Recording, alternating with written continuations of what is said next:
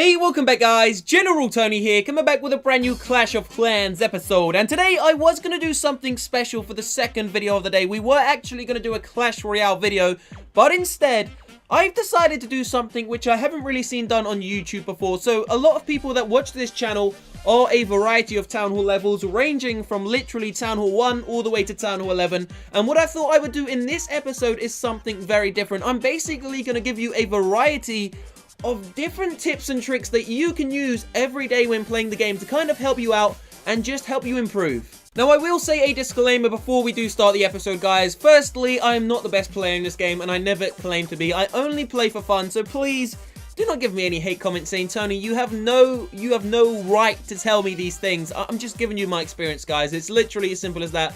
I fell so many times inside of war, inside of multiplayer battles, etc, etc, simply because I don't do some of these things which I know I should do, but I'm just kind of lazy and then just kind of forget to do it. So I'm going to try my best to tell you all of the best things that I could possibly tell you guys. So we're not going to waste any more time. We're going to get ourselves into the episode. If you do enjoy it and find it helpful, please feel free to leave a like and of course subscribe to the channel. So here we go guys, number one. Now I will also say, just before I do forget, sorry, these are for a variety of different Town Hall levels. Some may not apply to you, some may apply to you. Just make sure to stay tuned and watch the entire episode to see if any single one of these helps you out. Also, some of them and many of them you may already know, but once again guys, there are new players that come to the game every single day, and I thought, you know what? Let's just do an episode on this because it's something different. So number one guys, and this is something that literally so many people just don't do, and it is so simple, and it is honestly, could you all try and drop the rage spell into the path of where the troops are going? So you'll see, if you literally just go into the most recent war log inside of your clan, take a look, I will guarantee you that 95% of the attacks drop the rage spell on the troops that were kind of moving towards an object. So they drop the troops, they drop the rage spell kind of in the most unnecessary place possible. You really want to drop the rage spell where the giants or the golems or the wizards are heading. You don't want to necessarily drop the rage spell onto those troops directly, because at the end of the day, the rage spell lasts for a certain amount of time, and if you drop the rage spell on the troops whilst they're moving, they're going to leave that zone. The rage spell is then going to become just pointless, and you're not going to get the most out of it. So if you do want to get the most optimal rage spell ever, literally use your mind, use your experience, use some skill, some technique, and drop the rage spell where you know those troops are going to funnel into. So going straight into number two, and the exact same technique is also applied to the heal spell and the haste spell. Ensure that you drop the spells beyond where the troops are. You want to drop them into the oncoming space where the troops are going to arrive. Now I know this sounds so simple, but it will literally save you the war, guys. It can honestly save you the war. And as I said, I don't do these things myself because I'm damn lazy. I need to slap myself. Oh, Tony, don't hit. I'm only joking, guys. I'm only slapping my hands. But honestly, I need to stop being lazy. I need to do these things myself because we've lost the last 3 wars in a row. And obviously it's not just down to me, but if I'd like, you know, pulled my socks up a little bit and actually knew what I was going to do, actually paid a bit more attention in the game, then we would have won the last 3 wars. But unfortunately we haven't, and it is simple as a rage spell can save your war. A heal spell can save your war. So moving on to tip number 3, guys, and once again another very simple one, and this applies massively to the new Valkyries and several other troops as well, even hog-riders, bowlers, those sorts of troops, and it is funneling. Now one thing I always do, I'm so damn impatient. I'm impatient in life in general, but I think inside of this game I'm also impatient. I just want to get in there and wreck the base, but sometimes it doesn't work like that. Sometimes you have to be patient. So when you do funnel troops, ensure you have a good amount of either golems or giants to tank. Send in the wizards. Make sure every single building within the vicinity that you think those Valkyries or those bowlers are going to go off towards is taken out. And once you've done that, only drop in one of the troops and see where that troop heads. If that troop heads into the center, then that's the sign to send in the rest of the army, and of course you have a greater chance of getting a 3-star or a 2-star. So moving on to tip number 4, and this really only applies to Town Hall 10 and Town Hall 11 because both of them have 35 trooping spaces inside of the clan castle. Now one thing that I see happen so much, and it is so frustrating to watch, and I even do it myself, once again, I will not lie to you, I do it myself, guys. Pretend you're attacking and you've got 3 golems, 2 inside of the army camps, 1 inside of the clan castle. For some reason, a lot of us tend to drop the clan castle first, which has a wizard in it and maybe even an archer. The wizard and the archer are going to get killed straight away if you drop in the clan castle golem first, because the golem's going to come out last. The wizard's going to be rendered useless. He's just going to get wasted.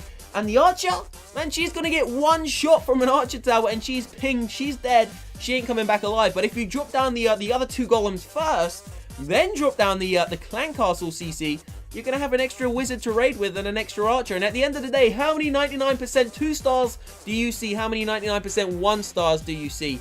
Many, guys. So that one wizard or that one archer can really save you a war.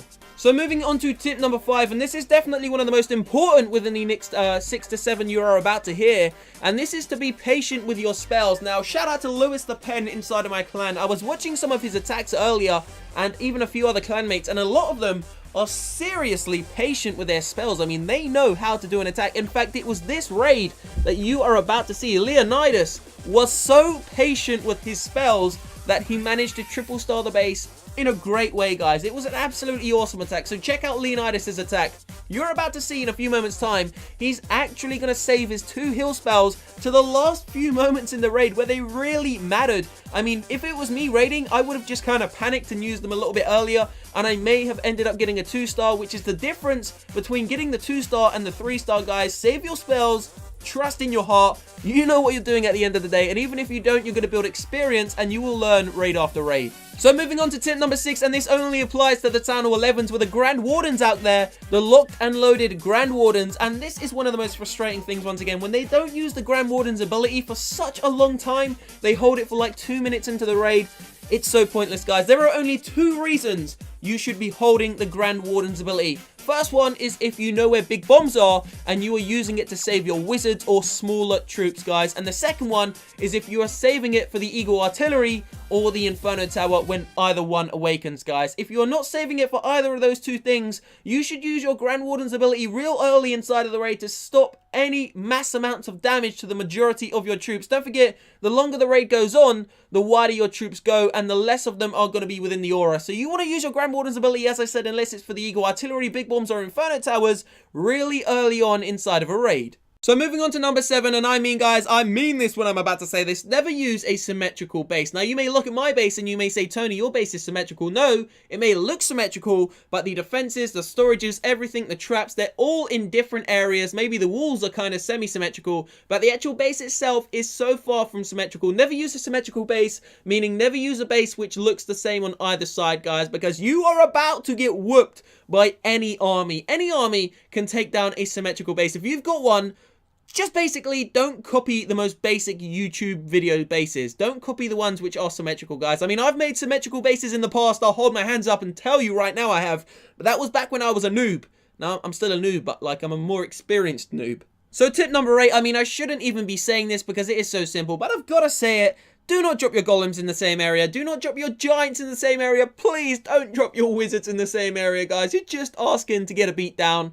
And the worst one of all is when someone drops like 30 Valkyries in the same area. I don't know if you've realized, but Valkyries are one of the most insanely powered troops inside of the game. You do not need more than 4 or 5 of them in one spot to tear down any building or defense. So dropping 30 Valkyries or 20 plus Valkyries in the same spot is just a complete waste. So straight on to tip number 9, make at least 2 penetration points if you aren't using a kill squad. So if you've already used the kill squad or you're not even using one altogether and you're going in with the main army, make sure you use at least 2 penetration points. Bring at least 5 to 6 wall breakers to ensure that your army has a decent spread. So tip number 10, and back to Town Hall 11. So a few moments ago, I told you all to use the Grand Warden's ability ASAP to save as many troops as you can.